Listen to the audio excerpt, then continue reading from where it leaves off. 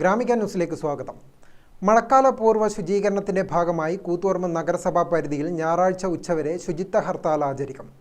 ഇതിനു മുന്നോടിയായി നഗരസഭാ ഓഫീസിൽ വ്യാപാര സംഘടനാ പ്രതിനിധികളുടെ യോഗം വിളിച്ചു ചേർത്തു. നഗരസഭാ ചെയർപേഴ്സൺ വി സുജാത ഉദ്ഘാടനം ചെയ്തു.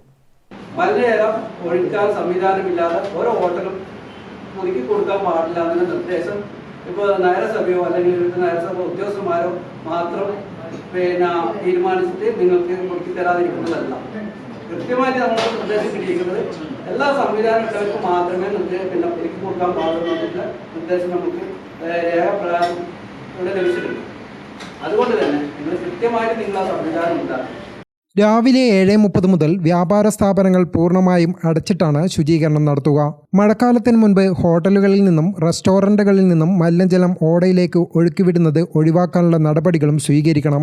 സ്വന്തം നിലയിൽ സോക്ക് പീറ്റുകളില്ലാത്ത ഹോട്ടലുകൾ അടിയന്തരമായി ഇവ നിർമ്മിക്കണം.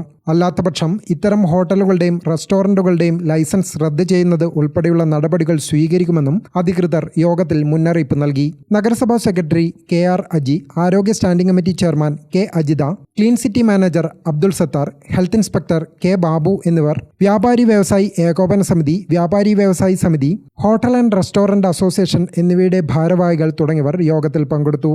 ഗ്രാമിക ന്യൂസ്, കൂത്തുപറമ്പ്.